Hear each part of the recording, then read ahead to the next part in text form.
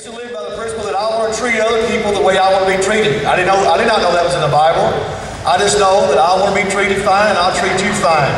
You know, I've just learned that we live by some of these rules. So whether you believe in the Bible or not, whether you're a Christian or whatever, you can still understand that we take words from the Bible or different things and we can use it for a guideline.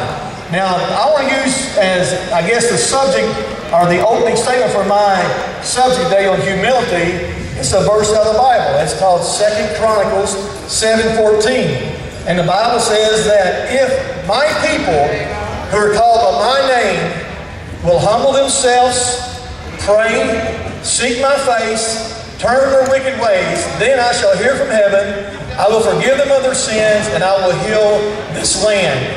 Now, whether you are a Christian or not, it doesn't matter. Again, I say this is a principle that we can live by and that we can learn from. And it says, whether you are a Christian or not, it says that if you will humble yourselves, and I'll get back to that in a moment, but it also says if you'll pray. Some of you say, man, I don't know anything about prayer. You know what the word pray means? It simply means to ask. I pray of you, Road, to come and support me. In other words, I ask you, brother, to come. That's all it means, just to pray. The word to seek my face means to worship. To worship. And of course, you know what it means to turn from your wicked ways. And personally, I think that the country has a lot of wicked ways. But the first part of it says we need to humble ourselves. Now, I want you to understand, when I'm talking about humility, that I'm talking about our country. Now, folks are deceived to think that perhaps that the church is a building. Let me tell you, the church is not a building. A church is the people who make up the religion or wherever you want to go to. It's the same way as our country. Our country is not a land mass. Our country are the people who live in this land mass that's called America. So then I want to use that as an example on humility. Two things about humility. First off, we the people of America need to learn to humble ourselves. To humble ourselves. Now, a great analogy of humility that I think that you can all understand would be is if we had a young person who perhaps just graduated from maybe a tech school. We have Wild Tech over where I live. It used to be called AMI. It's a motorcycle technician school. They teach you how the basics of working on a Harley Davidson or whatever. But let's say you have a young man that goes there and he spends his 8 months and his thousands of dollars to learn to be a Harley technician. And then he graduates and he goes to work somewhere and he goes in and he walks into that new shop and he walks in and says, hey, I'm a fresh graduate from the Harley school. I know what I'm doing. Give me a bench, give me a lift, and I can prove to you that I know what I'm doing. But then as he begins to maybe to adjust the hydraulic lifters on a V-twin Harley Davidson, he forgets that happened the third week of school and he's kind of forgot how to do that. So he's got this motorcycle up on the bench and he's trying to figure out how to adjust the lifters and get things right. Maybe someone just put a new cam in and he wants to do this so bad, but he doesn't know how to do it. He's forgot how to do it. But instead of going over next to the next bench where some graybeard's over there who's been doing this now for 45 years, and instead of humbling himself and saying, hey, brother, I really don't know how to do this. I'm really confused. So could you help me out? Well, a lot of people won't do that. They would rather mess up an engine, they'd rather mess up a motorcycle than to humble themselves and go say, hey, I don't know what the hell I'm doing. Can you please show me how to adjust the lifters on this motorcycle? That's humility. That's saying, I don't know what I'm doing. Can someone help me out? It's the same way with the citizens of America. Listen, folks, a lot of us don't know what the hell we're doing right now. We're following around blindly after things that we hear bits and pieces that we like, and we follow that. Well, sometimes we're following the wrong thing. And you say, well, Cochise, who do I need to go and humble myself to and ask, how do we get back on the main line? I'll tell you what, we look at history.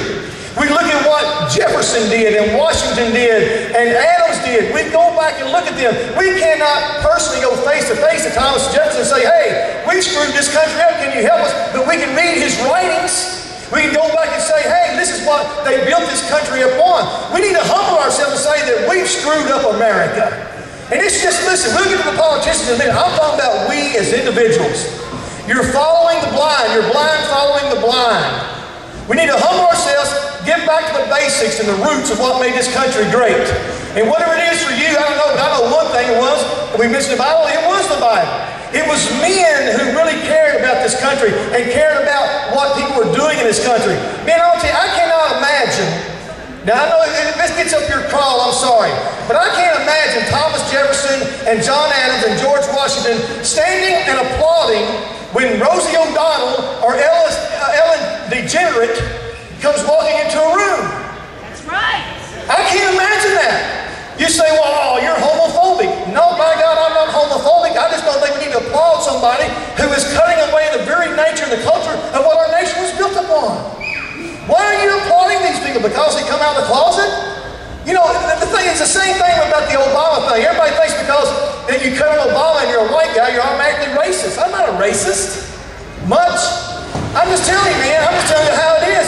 Just because I don't like Obama, I mean I don't like black people. It's the same just because I don't like Rosie and I don't stand applause for Rosie O'Donnell or whatever, doesn't mean that I'm against those people. I'm telling you though, there's things like that has absolutely deteriorated the foundation of this country. We don't need it. We need to get back to the basics of good old mom and dads being the parents of the homes. Mamas and daddies disciplining their children and teaching their children how to live a good moral life. We need to humble ourselves and say we've screwed up. We need to get back to the way it was. And then not only do the individuals are elected politicians. Now if you're here and you're an active, paid political official, I'm speaking to you. And if you're here and you're running for an office, I'm speaking to you.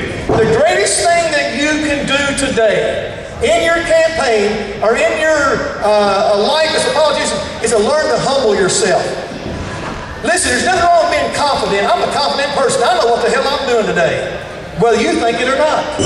Does that make me arrogant? No. You may think I'm arrogant, but I'm not. I'm a very humble person because I seek out things and I want to know the truth and I want to be right on target when I speak. And if you're running for an office, you've got to learn to be humble. And I want to say this, and I know time is a factor here, but I want to say this, whether you like it or not, Barack Obama could be a better president if he would just humble himself. The man comes across as confident but also arrogant. I told you yesterday morning the office of presidency is an office of respect.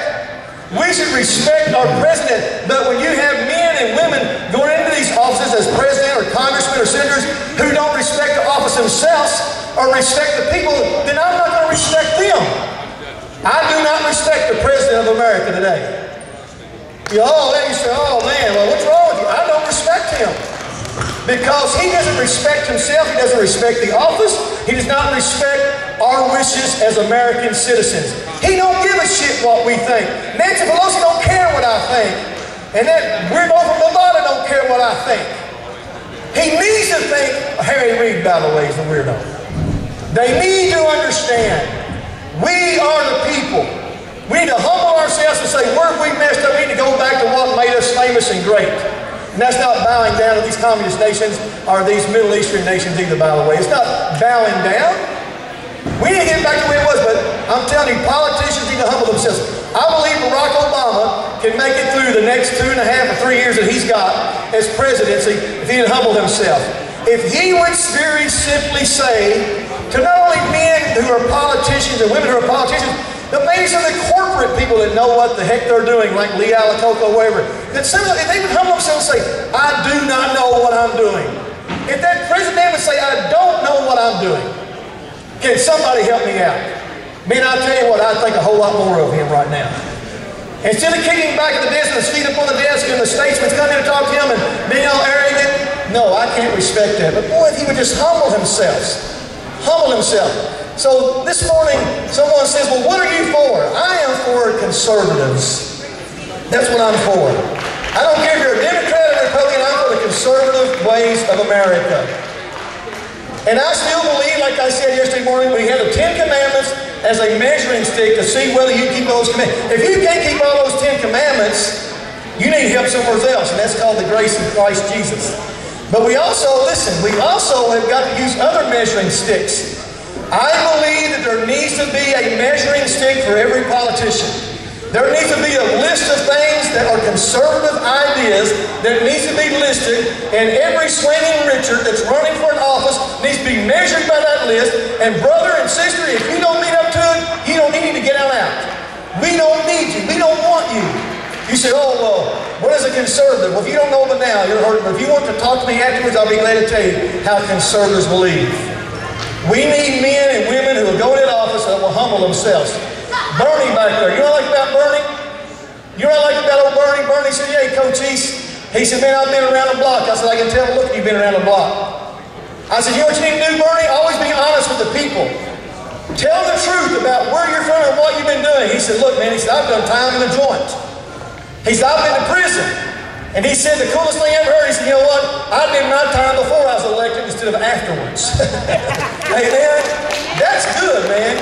That's good. In tongue-in-cheek, and I'm going to close with this, tongue-in-cheek, on a radio program one day, I just told somebody I was running for governor of Florida. By the time I got home, I had 200 emails, and I don't know how many calls. Are you serious? We're for you, blah, blah, blah, went on and went on and went on. And you know what reason why they called? Because of that program, Doug, and I can't pronounce Doug's last name, I'll call him Doug K.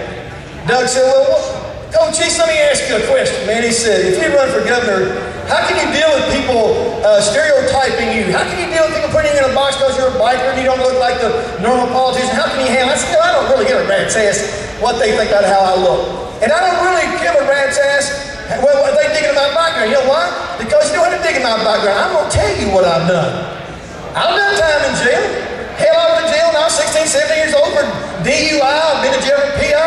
I went AWOL in the Army, did 3 years and 3 months in the brig. I cheated on my first wife with my second wife. Hell, I've lied on my income tax. You know what I've done? I mean, I have. Listen, man, I punched my time card one time at work and didn't go to work for another half hour. You don't dig shit up on me. I'll tell you where I'm from. I'll tell you where I come from. By the way, I'm not running for governor, by the way. I don't shoot that long with my sights are higher than that. Amen. I don't care about that. I'm just telling you, be honest and forward with us, and you know what? We will elect you to the position that you're going in. Do not waffle on me. If you waffle on me, I'll have nothing else to do with you. And I'll tell you something about bikers. If bikers don't like you behind your back, they don't like you to your face.